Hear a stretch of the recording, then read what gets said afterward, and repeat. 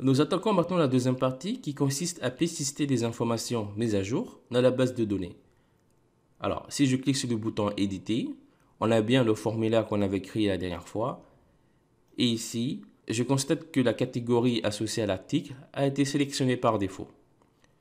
Mais le problème, le style de sémantique UI ne s'affiche pas comme convenu.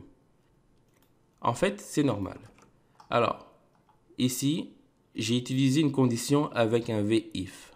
Ce qui se passe avec les VIF, c'est que quand une page est chargée, Vue va tout charger, à l'exception des éléments qui contiennent des VIF. Si un élément contient un VIF, Vue va vérifier si la condition est respectée. Et si la condition est respectée, il va l'afficher. Mais le problème, entre-temps, il ne va pas vraiment charger le CSS. Et cela fonctionne surtout pour les balises de select ainsi que les balises checkbox. Alors, on a plusieurs solutions pour résoudre cela. Soit ici, dans la vue post, ici juste en bas, j'importe le style pour la balise select. Ou bien ici, à la place de mettre un VIF, je mets une autre directive. C'est vshow.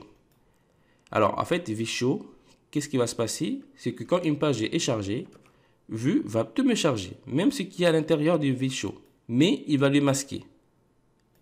Et après, il va regarder si ici la condition est respectée. Et si la condition est respectée, il va l'afficher. Ou sinon, il va continuer à le masquer. Mais le problème, comme ce n'est pas un VIF, ici, on ne peut pas utiliser un VS. Si là, j'actualise, là, on a une erreur. J'ouvre ici la console. Voilà. Du coup, ici, je ne peux pas utiliser un VS. Je peux utiliser un VIF. Et là, c'est quoi la condition? Ici, je lui dis que si la propriété édition est à true, du coup, tu m'afficheras le formulaire. Et là, je vais faire le contraire. Si la condition VIF est à false, ici j'ai bien mis le point d'interrogation, du coup, tu m'afficheras ici le body. Je réactualise. Voilà.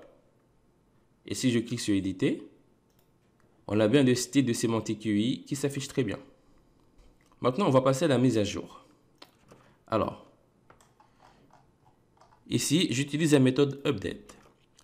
Du coup, là, avec la méthode update, je vais utiliser ici Asios.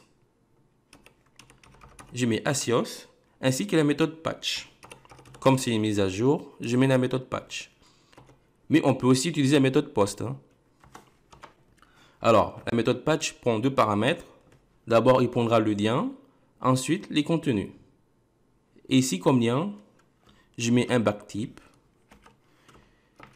À l'intérieur, je vais mettre du JavaScript. Alors, je ne sais pas si je l'ai déjà expliqué, mais ici, les backtypes, c'est comme des guillemets simples ou bien des guillemets doubles. Mais le problème avec les guillemets simples ainsi que les guillemets doubles, si par exemple dans un guillemet simple, tu mets une phrase, et puis à l'intérieur, il y aura des apostrophes. Le problème, comme les apostrophes, ce sont des guillemets simples, du coup, tu seras obligé de les échapper pour que ceux-ci soient interprétés par le moteur de langage que tu utilises. Ou sinon, tu seras obligé d'utiliser des guillemets doubles, et puis à l'intérieur, tu pourras mettre des guillemets simples. Et ça, ainsi de suite. Alors que les backtypes, tu peux soit mettre des guillemets simples, ou bien des guillemets doubles à l'intérieur. Ceux-ci seront interprétés sans problème. Et tu peux également aussi mettre des JavaScript à l'intérieur des backtypes. Et pour mettre du JavaScript, on met le signe $, ainsi que des accolades. Et à l'intérieur des accolades, on va mettre du JavaScript. Là, par exemple, je mets location, pathname. Du coup, avec cette propriété, je vais récupérer dynamiquement ici le lien de la page. Alors, ici, je me suis trompé. Ça, il faut mettre ça à l'intérieur. Et en deuxième paramètre, il faut envoyer les informations.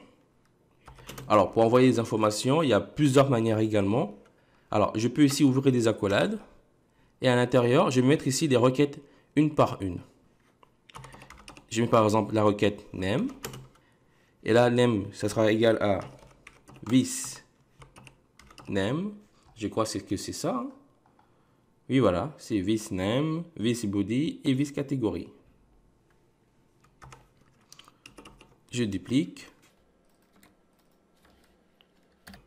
Là, c'est body.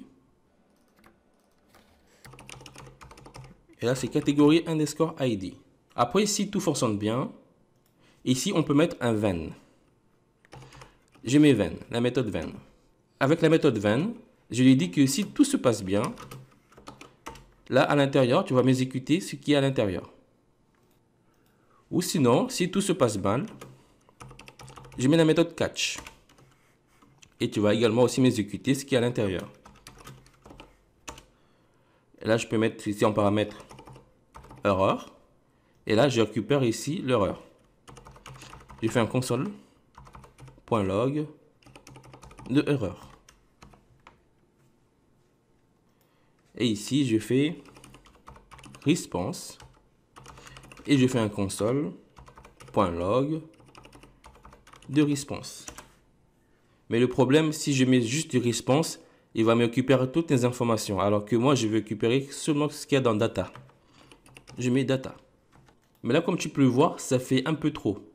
Du coup, ce que je peux faire, c'est tout séparer. Ici, je vais mettre aussi une autre méthode. Je mets on success. Du coup, en cas de succès, tu m'exécutes ce qui est à l'intérieur. Je mets response. Et là, je déplace à l'intérieur. Ou on file. Du coup, en cas d'échec, tu mets aussi erreur. Et tu m'exécutes ce qui est à l'intérieur. Je peux enlever ça et mettre un this de on success. Et en cas d'échec, this de on file. Alors, ici, j'ai utilisé des méthodes. Du coup, comme j'utilise des méthodes, avec Vue.js, tu peux soit ici mettre des parenthèses pour bien préciser que ce sont des méthodes, ou bien ne pas les mettre. De toute façon, ça reviendra à la même chose. Parce qu'en fait, avec Vue.js, Vue refuse que tu utilises le même nom pour que ce soit des méthodes, ou bien les propriétés, ou bien ici des props. Par exemple, tu ne peux pas déclarer ici une propriété qui s'appellera ici post. Si là je mets post, égal à par exemple à nul, ici on aura une erreur. Là, si j'actualise, voilà, on a une erreur. Parce que ici, il y a déjà une propriété qui s'appelle post. Et je ne peux pas déclarer une autre propriété qui s'appellera aussi post. Parce que Vue n'accepte pas qu'on redéclare le même nom, que ce soit pour les propriétés, ou bien ici pour les props, ou bien pour les computed, mais les méthodes, etc. Voilà. Ce qui fait que ici, je n'ai même pas besoin de mettre des parenthèses pour dire à Vue que ce sont des méthodes ou bien des propriétés. Là, c'est bien on success. Maintenant, on va s'occuper de la route. Je vais dans web.php.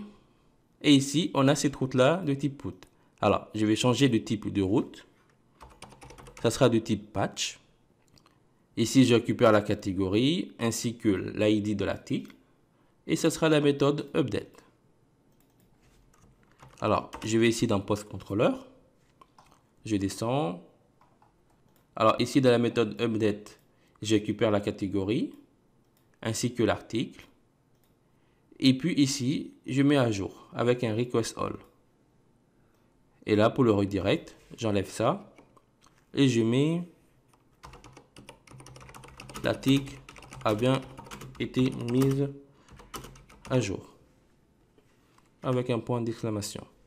Voilà, maintenant on va tester. Alors, là, j'actualise. Je clique. Je vais dupliquer tout ça.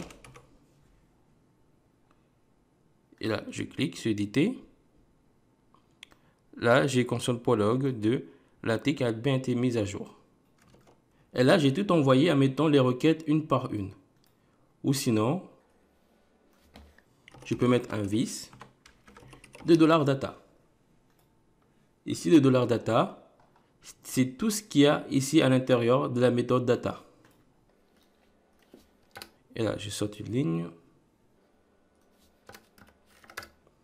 Voilà. On reteste. Là, si j'actualise, là, on voit bien que la TIC a bien été mise à jour. Je clique. Et là, j'enlève ça. Je clique. Très bien. Et là, si j'actualise, voilà. Alors, maintenant, ici, je vais enlever ça et faire un vis de editing égale à false. Du coup, si tout se passe bien, je veux que tu me passes editing à false. Comme ça, tu m'afficheras ici l'article. J'actualise. Je clique. Et là, je vais dupliquer tout ça. Je clique. Voilà. Et là, comme tu peux voir, ici, l'article a directement été mise à jour. Parce que ici, j'ai utilisé un vModel. Alors, mais le problème, ça ne sera pas mis à jour pour le nom de l'article. Si je clique, voilà. Je suis obligé de réactualiser pour voir ici les changements. Pour mettre l'article à jour directement, je vais aussi devoir utiliser un vModel. Je vais dans vShow. Ici, au lieu de faire un écho de title, je fais un écho de name. Et là, c'est pas un dollar, c'est juste name. Mais le problème, si je fais comme ça, là, j'ai une erreur. Parce qu'en fait, Vue.js et Laravel utilisent le même système pour afficher une variable ou une propriété. On utilise ici des doubles accolades. Mais ici, comme tu peux le voir, c'est Laravel qui gagne, c'est pas Vue.js. Du coup, pour dire à Laravel que j'ai envie d'utiliser une propriété propre à Vue.js, là, je mets juste un arrobase. Je réactualise. Voilà. Du coup, là, si j'enlève ça, c'est automatiquement enlevé ici. Ici, je mets coucou. Et là, comme tu peux le voir, c'est automatiquement transmis ici au H1. Je mets les gens. Voilà.